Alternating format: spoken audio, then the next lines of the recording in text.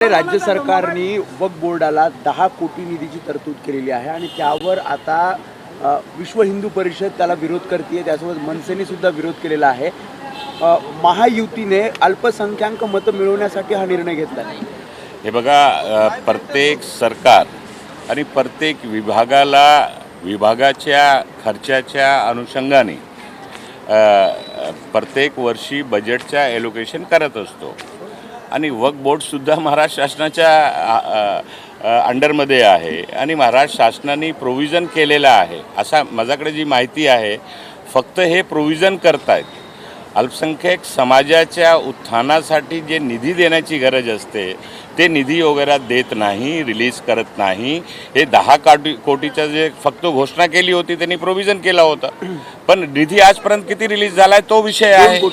2 कोटी निधी रिलीज झालेली आहे। गेल्या 10 वर्षामध्ये जर वक्फ बोर्डाचा डाटा आपण उपलब्ध केला की दरवर्षी किती निधी गोळा झालेला आहे, महाराष्ट्र शासनातर्फे किती निधी गेलेली आहे, तर आपल्याला कळेल।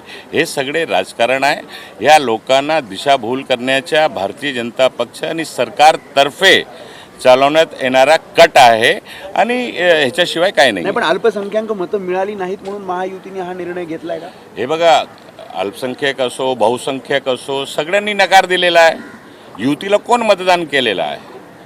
देशाच्या पंतप्रधानांना सुद्धा लोकांनी बहुसंख्याकांनी मतदान केलं नाही आहे। उत्तर प्रदेश, महाराष्ट्रापासून उत्तर प्रदेशपर्यंत आपण जर बघाल तर सर्व जाती जमात समाजाने मिळून मोदीजींची जी सरकार होती, त्यांची जी नीती होती, त्यांची जी कार्यशैली होती त्याला रिजेक्ट करण्याचं काम या निवडणुकामध्ये देशाची जनताने सर्वांनी मिळून केलेलं आहे।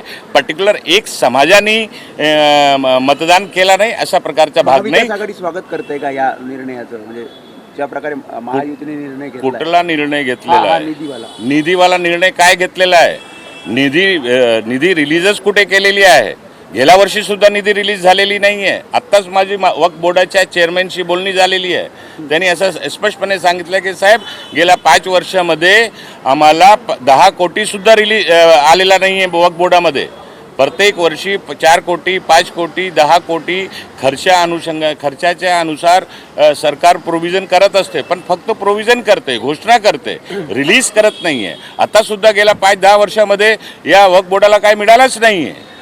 नाही, त्यात मनसे आणि विश्व हिंदू परिषद विरोध करतं याला। त्यांचं असं म्हणणं आहे की मंदिरांना जे दान मिळेल त्याला तुम्ही कर लावता आणि वक्फ बोर्डाला। आता मनसे आणि VHP कडे काय कामधंदे आहे का? काय काम आहे त्यांचे? एवढेच काम राहिलेले आहेत ना, टीका टिप्पणी करायचं, हिंदू मुस्लिम करायचं, हिंदुस्तान पाकिस्तान करायचं, समसान कब्रस्तान करायचं। मोदी सरकारने ते करून केला। भारतीय जनतानी, या देशाची जनतानी ह्या सगळे जे कट आहे, जे खोटे राजकारण आहेत, घाणेरडे राजकारण आहेत, त्याला रिजेक्ट करण्याचं काम या गेल्या लोकसभाच्या निवडणुकीमध्ये केलेलं आहे आणि दाखवून दिलेलं आहे। मौर्याची बैठक आहे, मौर्याची बैठक, नाना पटोले उपस्थित नाही आहेत। हिंदी में बोल दीजिए। वक्फ बोर्ड को जो है 10 करोड़ रुपये दिए जाने हैं, जिसका विरोध मनसे और विश्व हिंदू परिषद कर रही है। क्या कहेंगे? देखिए, जहाँ तक वक्फ बोर्ड का विषय है, वक्फ बोर्ड सरकार, महाराष्ट्र सरकार के अंडर में आता है। महाराष्ट्र सरकार के विविध विभागों के लिए खर्चे के अनुसार हर साल प्रोविज़न करने की जवाबदारी सरकार की होती है। तो वक्फ बोर्ड को भी हर साल 3 करोड़ 4 करोड़ 5 करोड़ जो उनका खर्चा होता है वो सरकार की देने की जिम्मेदारी होती है, प्रोविज़न करना होता है। उसी में इन्होंने प्रोविज़न किया है। घोषणा करती है सरकार, लेकिन ये सरकार तो सिर्फ घोषणाबाज है। सरकार ने निधि दिया ही कहाँ है?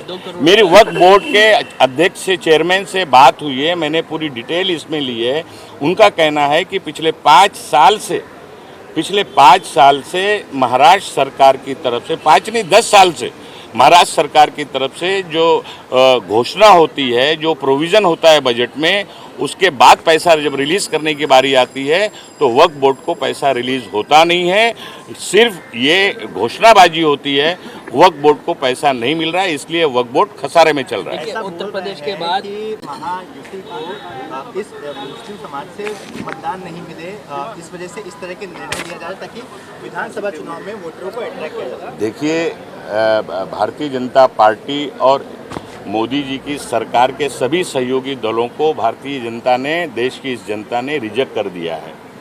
सिर्फ अल्पसंख्यक नहीं, अल्पसंख्यक हो बहुसंख्यक हो, सभी जात समाज, सभी लोगों ने, क्योंकि पिछले 10 साल से जो मोदी जी की सरकार की नीति रही है, जिस तरह से देश में महंगाई बढ़ी है, बेरोजगारी बढ़ी है, सीमा की सुरक्षा खतरे में पड़ी है, किसानों के ऊपर अत्याचार हुआ है, इस देश के हिंदू और मुसलमान, सिख और ईसाई सब ने मिलकर भारतीय जनता पार्टी की सरकार की नीतियों को रिजेक्ट किया है और सब ने उनके खिलाफ मतदान किया है। इसीलिए तो हमारे देश के प्रधानमंत्री 4 राउंड तक बनारस में पीछे रहे और थोड़ी सी वोटों से जीत पाए। इसका यही संदेश है।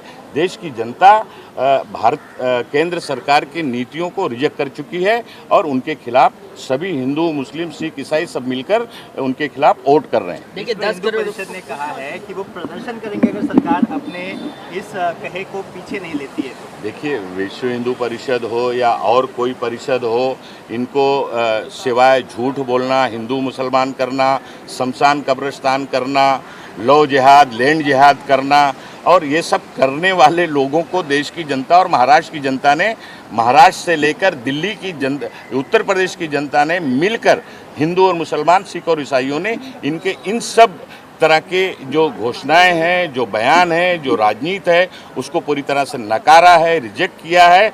और इसीलिए आज इंडिया गठबंधन इस देश में मजबूती के साथ उभरा है।